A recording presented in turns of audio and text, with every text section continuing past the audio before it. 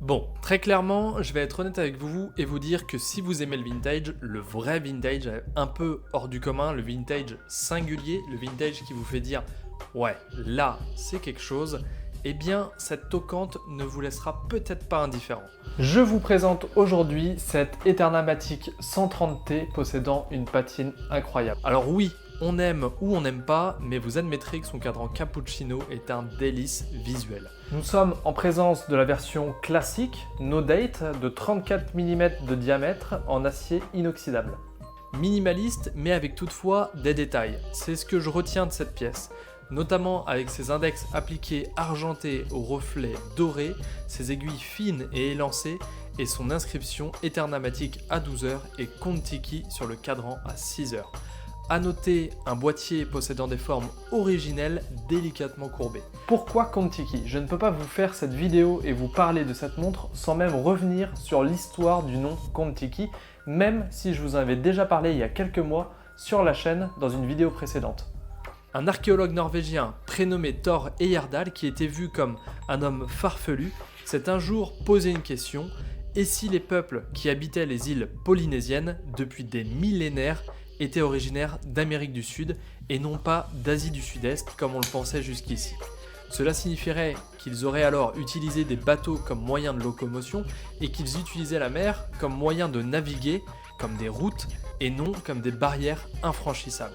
Quand on parle de naviguer, on est très loin de parler des navires actuels, on parle de radeaux faits en balsa qui ressemblent globalement à ça, et c'est là que les choses commencent.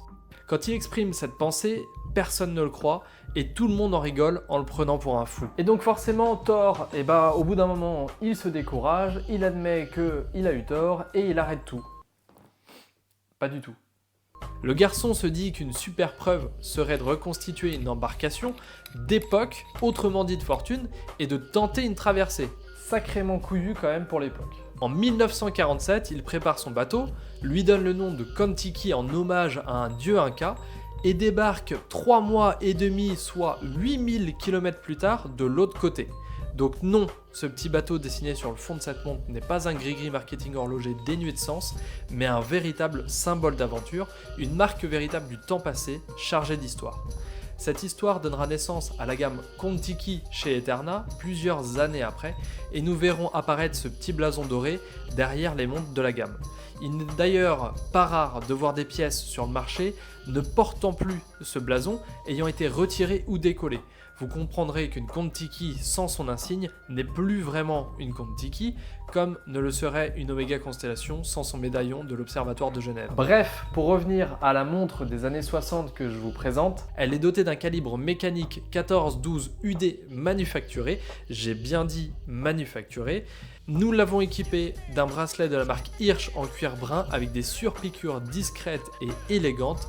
Cette montre est disponible sur la boutique en ligne dès à présent. Cet épisode était peut-être un petit peu plus long et surtout chargé en histoire que d'habitude, mais je ne pouvais pas vous faire un épisode sans vous parler de cette histoire incroyable et très connue, puisque aujourd'hui, pour le fun fact, vous pouvez retrouver le radeau de balsa dans un musée dédié qui se situe de mémoire, je crois que c'est en Norvège, si je dis pas de bêtises.